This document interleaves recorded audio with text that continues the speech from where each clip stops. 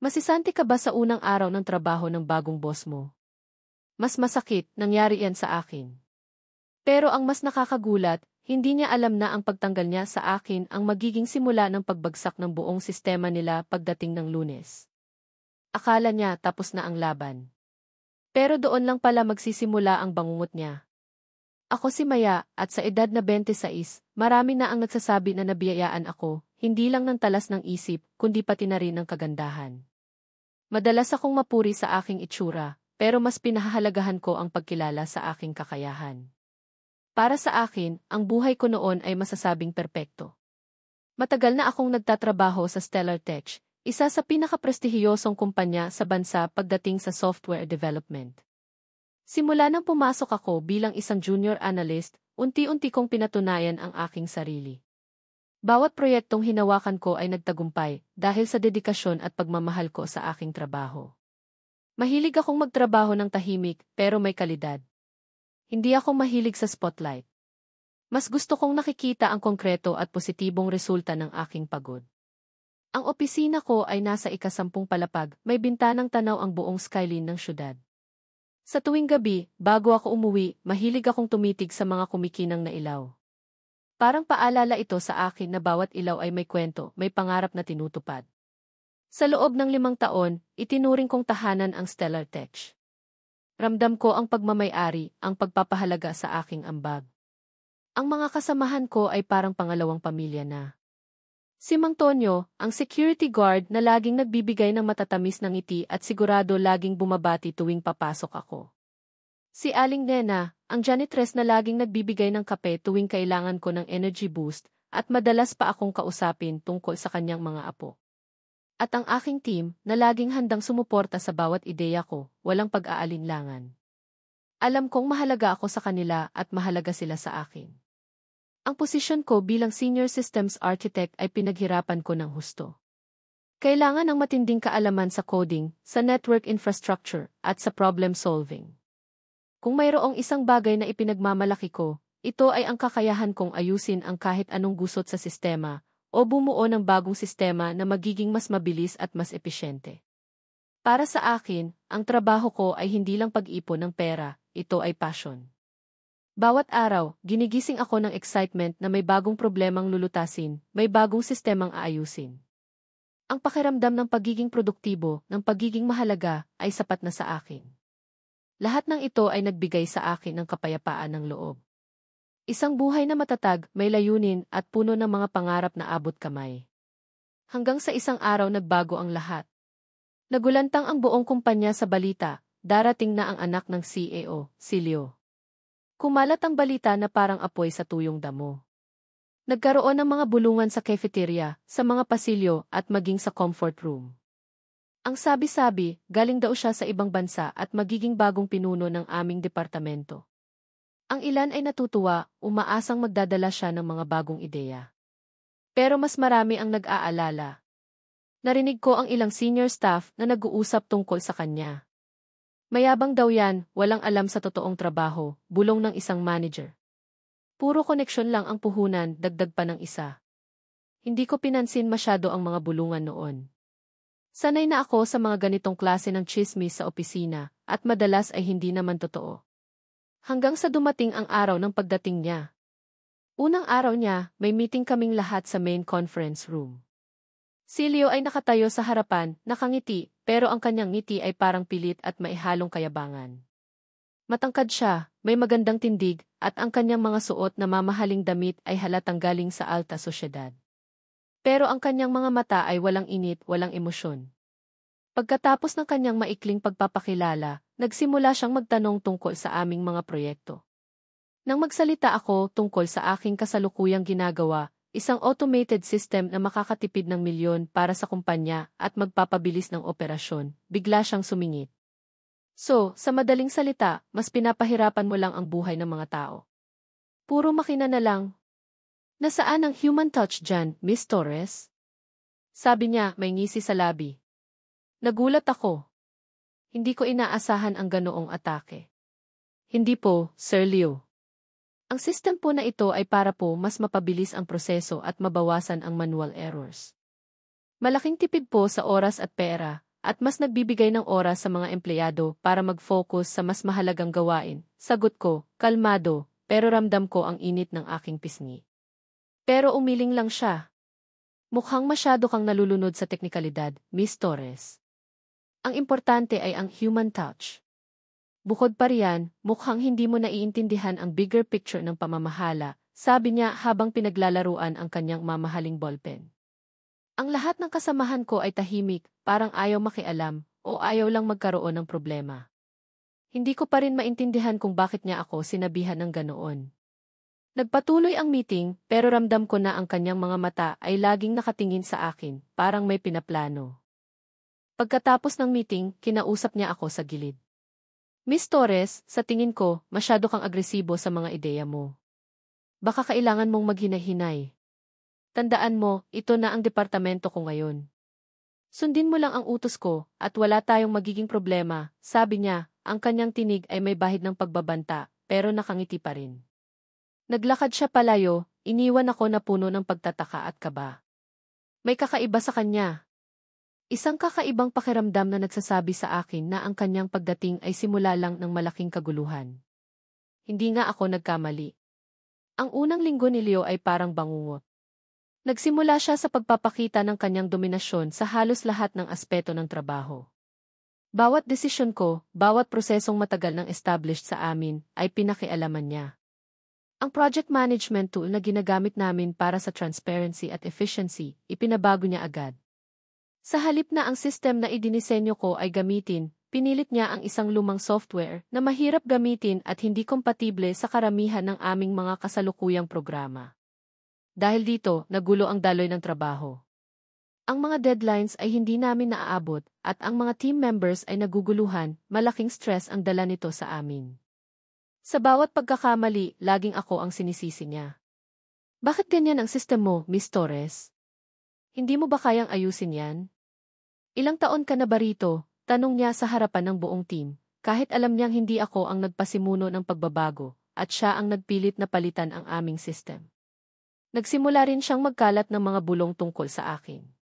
Sa tuwing may pagkakataon, maririnig ko ang mga kasamahan ko na bumubulong, narinig mo ba? Sabi ni Sir Leo, masyado daw akong controlling, ayaw daw sa pagbabago. O kaya, sinabi niya raw na masyado akong nagmamagaling at binabayaran lang daw ako para sumunod, hindi para mag-isip. Unti-unti nakaramdam ako ng matinding pagkakahiwalay.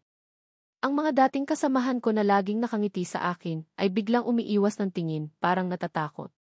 Ang mga yakap ni Aling Nena ay naging mabilis na kapelang at ang kanyang mga mata ay laging maihalong awa. Kahit si Mang Tonyo, parang hindi na gaanong masaya kapag dumadaan ako at madalas ay yumuyuko na lang. Alam kong si Leo ang dahilan. Ang kanyang mga salita ay unti-unting lumason sa kanilang pagtingin sa akin. Isang hapon, nakita ko siya sa pantry, kausap ang ilang empleyado. Nakangiti sila at mukhang nag-enjoy.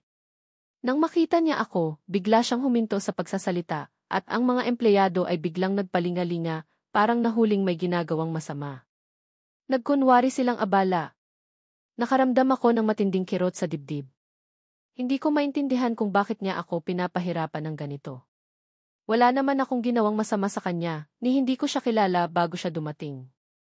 Pero ang pinakamasakit ay nang pilitin niya akong mag-lead ng isang team meeting na ang layunin ay reviewin ang aking proyekto. Sa gitna ng presentasyon ko, bigla siyang sumingit na para bang matagal na niyang pinag-iisipan ang sasabihin niya. Miss Torres, mukhang hindi mo pa rin naiintindihan ang vision ko. Masyado kang nakatuon sa sarili mong ideya na hindi naman pala akma sa direksyon ng kumpanya. Sa tingin ko, hindi mo kayang makasabay sa pagbabago at sa pag-unlad na gusto kong mangyari, sabi niya, may matamis na ngisi sa labi, pero ang mga mata niya ay malamig. Ramdam ko ang pagtaas ng aking boses, Sir Leo, ang pinag-uusapan po natin ay ang sistema na matagal na nating ginagamit. Subok na po ito at epektibo. Ito po ang dahilan kung bakit tayo naging matagumpay sa nakaraang 5 taon. Tumayo siya mula sa kanyang upuan, umikot sa mesa. Miss Torres, sa dami ng taon mo rito, sana naman ay may natutunan ka. Ang pagbabago ay kailangan at kung hindi ka makakasabay, baka hindi ka na nabibilang dito. Ang kanyang tinig ay malamig, puno ng pagbabanta. Bumalik siya sa upuan niya at ang lahat ay tahimik. Pakiramdam ko, lalong lumalim ang bangin sa pagitan ko at ng mga kasamahan ko. Natapos ang meeting na may malaking katanungan sa isip ko. Bakit siya ganito? Mayroon ba akong nagawa sa kanya? O sadyang masama lang siyang tao na naghahanap ng pagbabagsakan ng kanyang insecurities? Hindi ko alam. Ang tanging alam ko ay kailangan kong lumaban. Ang sitwasyon ay lumala ng lumala at mas tumindi ang galit ko. Si Leo ay parang anino na sumusunod sa akin, laging naghahanap ng pagkakamali at mukhang enjoy na enjoy sa pagpapahirap sa akin. May mga araw na sinasadya niyang i-delete ang mga importanteng file ko sa shared drive at kapag tinatanong ko siya, magkukunwari siyang hindi niya alam. Baka nalimutan mo lang kung saan mo inilagay, Miss Torres. Hindi mo na lang siguro matandaan ang sarili mong files, masyado ka na sigurong napapagod, sabi niya, may mapanuksong ngiti at halakhak na tago sa kanyang kamay. O kaya, magbibigay siya ng maling instruction sa mga team members ko na magreresulta sa mga errors at delays sa bawat proyekto. Kapag bumabagsak ang system, ang unang tao na sinisisi niya ay ako, at madalas ay sumisigaw pa sa buong opisina. Isang beses, mayroong isang critical project na hinahawakan ko na mayroong napaka-importanting deadline. Ginawa ko ang lahat para masigurong matatapos ito sa oras. Gabi-gabi akong nagtatrabaho, puyat, halos hindi na umuuwi para lang matapos ito ng perpekto. Kinabukasan, nang ipresenta ko ang proyekto sa harap ng buong kumpanya, kasama ang mismong CEO, bigla niyang sinabing ang proyektong ito, sa totoo lang, ay maraming butas. Hindi ito makatotohanan at hindi magagamit sa totoong mundo.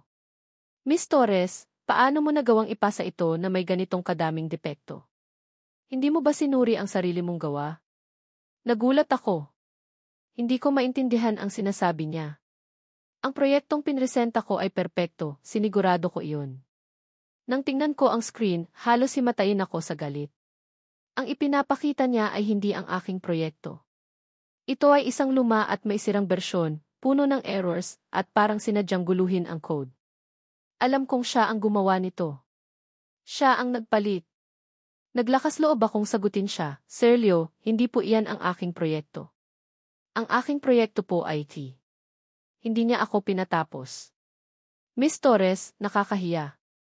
Hindi ka ba nahihiya sa iyong sarili? Ito ang kalidad ng trabaho mo. Mukhang hindi mo na kayang gampanan ang iyong tungkulin dito. Hindi ko na kayang tiisin ang iyong kawalang kwalifikasyon, sigaw niya, at ang kanyang tinig ay umalinggaw sa buong silid, na para bang gusto niyang marinig ng lahat ang aking pagkabigo. Ramdam ko ang init ng mga mata ng mga kasamahan ko na nakatingin sa akin. Ang CEO, ang kanyang ama, ay nakatingin sa akin na may pagkabigo at pag-aalala. Para akong tinakpan ng kumot ng kahihiyan, ngunit sa loob ko, nag-aapoy ang galit. Alam kong ito ay isang sadyang paninira. Pagkatapos ng meeting, kinausap ako ng CEO sa kanyang opisina. Maya, Hija, ano ba ang nangyayari? Hindi ko inaasahan ito sa'yo.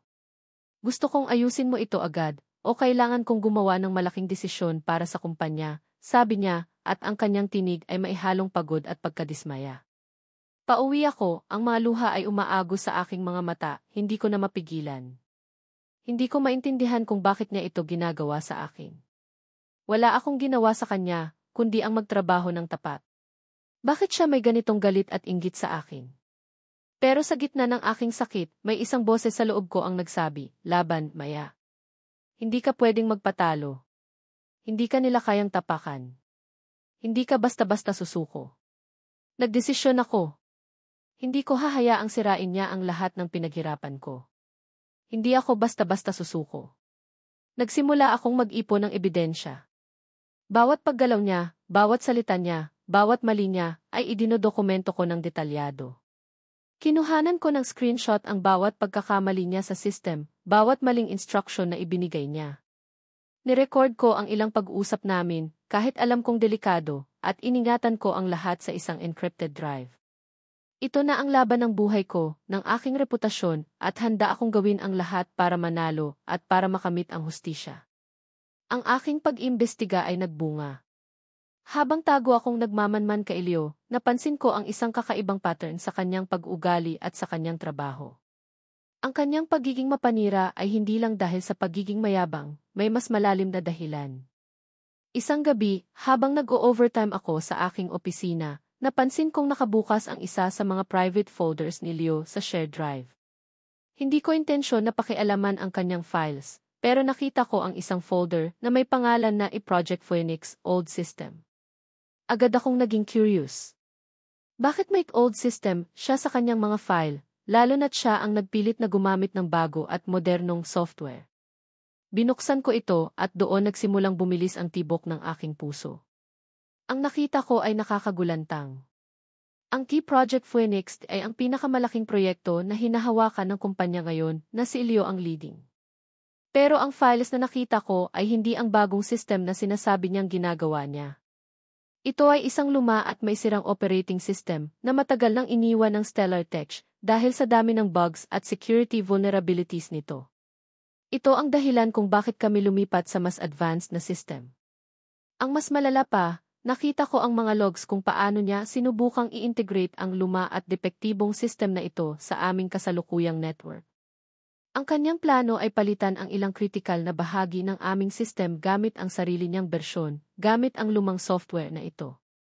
Nanginginig ako habang binabasa ang mga files, pero patuloy ako sa paghahanap ng mas marami pang ebidensya. Nakita ko rin ang ilang emails niya sa isang kaibigan na nagpapakita na ang kanyang pagiging i-mastermind ay puro palabas lang. Walang alam si Leo sa software development. Nagbabayad lang siya ng ibang tao para gawin ang trabaho, at ang binabayaran niya ay isang hindi lisensyadong programmer na gumagamit ng lumang tech at halatang hindi propesyonal. Ang mga email na ito ay nagpapakita rin na ang kanyang layunin ay hindi lang magpakitang gilas sa kanyang ama. Ito ay para magkaroon siya ng kumpletong kontrol sa sistem ng kumpanya at para mapabilis ang kanyang pag-akyat sa posisyon. At ang pinakamasakit sa lahat, nakita ko ang isang draft ng kanyang proposal na nagpaplano na tanggalin ang halos kalahati ng mga empleyado sa EHI department, kabilang ako, sa ilalim ng dahilan na inefficient at hindi kailangan. Para raw makatipid ang kumpanya, pero alam kong para lang mas madali niyang makontrol ang lahat. Dito ko naintindihan ang lahat. Hindi lang niya ako kinaiinisan, nakita niya akong banta. Ang aking kakayahan, ang aking malalim na kaalaman sa system, ay ang balakid sa kanyang masamang plano.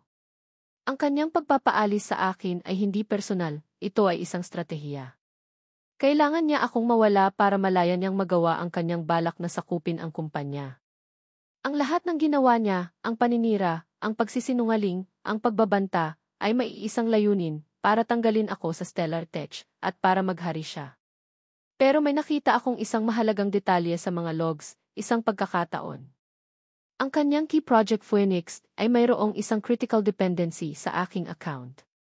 Kailangan niya ang aking access credentials para makumpleto ang kanyang integration sa weekend. May isang partikular na command na kailangan ng highest level access, na tanging ako lang ang mayroon bilang Senior Systems Architect. Napangiti ako ng mapait. May paraan. Hindi ko siya hahayaang magtagumpay. Oras na para magbayad siya sa lahat ng kanyang ginawa. Oras na para maramdaman niya ang init ng aking galit at ang tunay na kapangyarihan ng katarungan. Dumating ang Sabado. Si Leo ay nasa opisina, nag-o-overtime, abala sa pag-integrate ng kanyang bogus na system. Alam kong sinusubukan niyang kumpletuhin ang pagpapalit ng system sa weekend para hindi gaanong mapansin ang pagbabago at para makaiwas sa pagtatanong mula sa mga kasamahan. Habang nagtatrabaho siya, tahimik akong gumawa ng sarili kong bersyon ng plano. Kailangan kong maging maingat, bawat kilos ay dapat na perpekto at hindi matutukoy. Ginamit ko ang aking kaalaman sa system at ang mga natuklasan kong butas sa kanyang plano. Naghanda ako ng isang backup ng buong system, ang tunay na system, at inilagay ito sa isang isolated server na mahirap hanapin. Ito ang magiging lifeboat ko, ang seguridad ko sakaling magkagulo. Pagkatapos, gumawa ako ng isang trap, isang napakatalinong code. Naglagay ako ng isang maliit na piece ng code sa critical path na kailangan niyang lakaran para makumpleto ang kanyang integration. Ang code na ito ay hindi magpapakita ng anumang problema sa simula. Ito ay parang isang time bomb na nakatago sa ilalim ng kanyang mga gawain.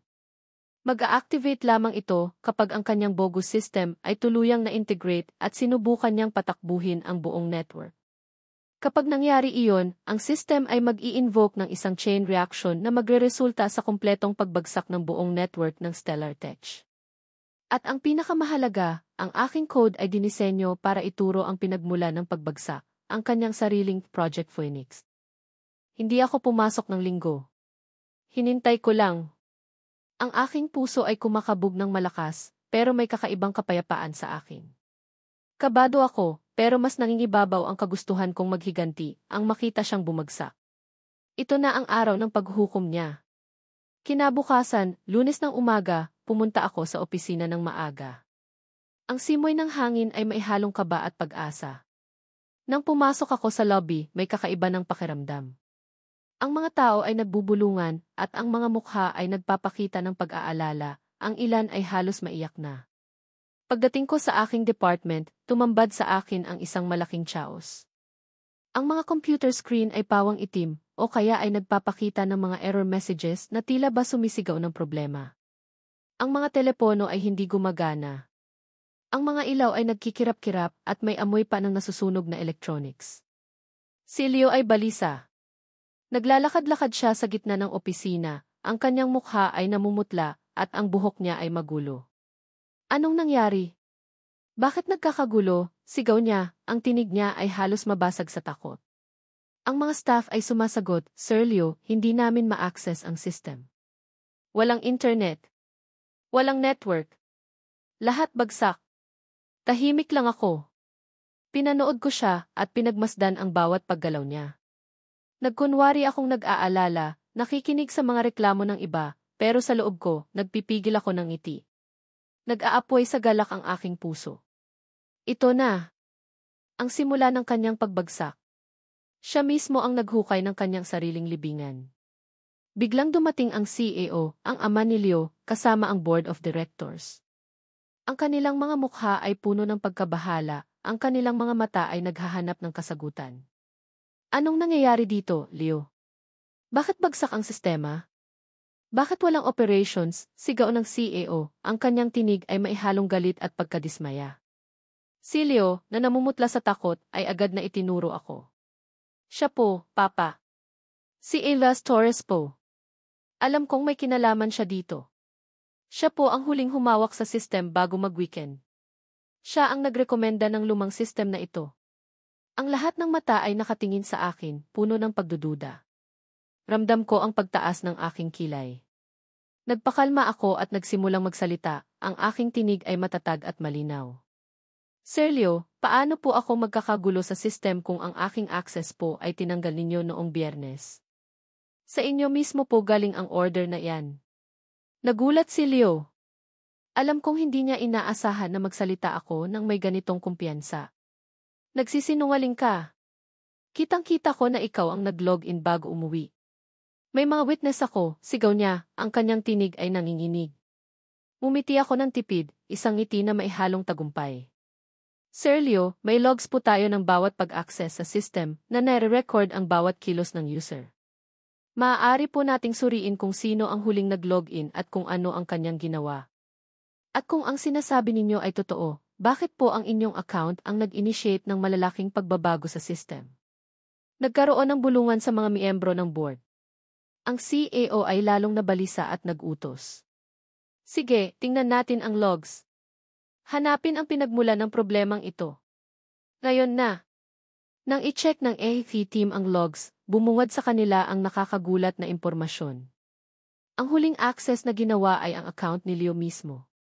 Hindi lang iyon, ang kanyang account ang nag-initiate ng malaking pagbabago sa system, ang pag-integrate ng T-Project Phoenix na siya ring dahilan ng pagbagsak. At mas malala pa, nakita rin nila ang code na aking itinanim na nagtuturo sa kanyang sariling proyekto bilang ugat ng problema. Ang kanyang mukha ay unti-unting namutla at ang pawis ay umaagos sa kanyang noo. Hindi ako. Hindi ko ginawa yan. May nag-hack sa account ko.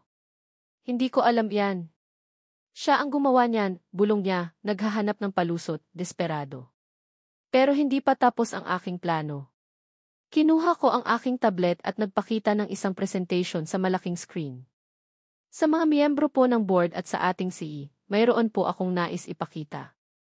Ito po ay isang series ng mga ebidensya na nagpapakita ng mga sadyang paninira ni Sir Leo sa akin at sa sistem ng kumpanya.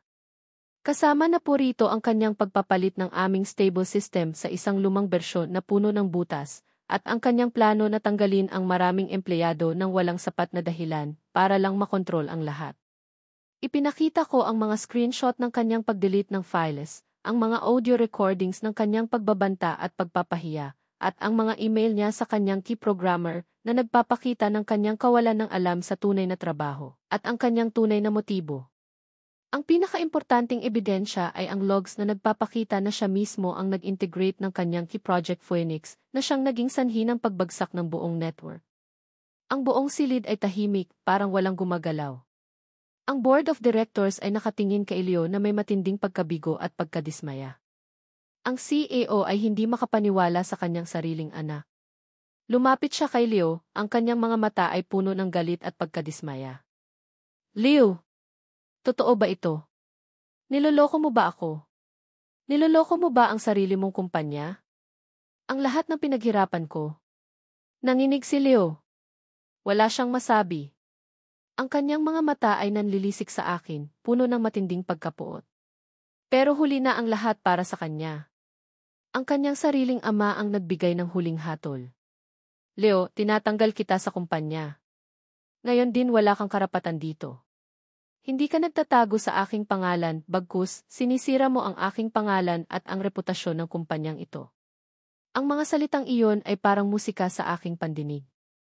Ang lahat ng sakit, ang lahat ng pighati na dinanas ko sa mga kamay niya, ay parang nawala ng biglaan at napalitan ng kapayapaan. Nakita ko ang pagbagsak ng kanyang mukha, ang kanyang kumpletong pagkabigo. Ang kanyang kayabangan ay durog na durog. At ako ang naging sanhi ng kanyang pagbagsak sa pinakamatalinong paraan. Pagkatapos ng araw na iyon, tila ba bumalik sa dati ang lahat, o mas maganda pa. Si Leo ay tuluyang tinanggal sa kumpanya, at naging headline sa mga balita ang kanyang iskandalo. Ang kanyang pangalan, na dati simbolo ng kapangyarihan, ay naging kasing kahulugan ng kahihiyan at kawalang kwalipikasyon. Wala na akong narinig tungkol sa kanya pagkatapos niyon. Para siyang bula na nawala sa hangin. Ako naman, binigyan ako ng CEO ng personal na apology. Paulit-ulit siyang humingi ng paumanhin at ramdam ko ang sinseridad sa kanyang tinig. Binigyan niya ako ng malaking bonus at inalok ako ng promotion sa isang mas mataas na posisyon bilang Chief Technology Officer.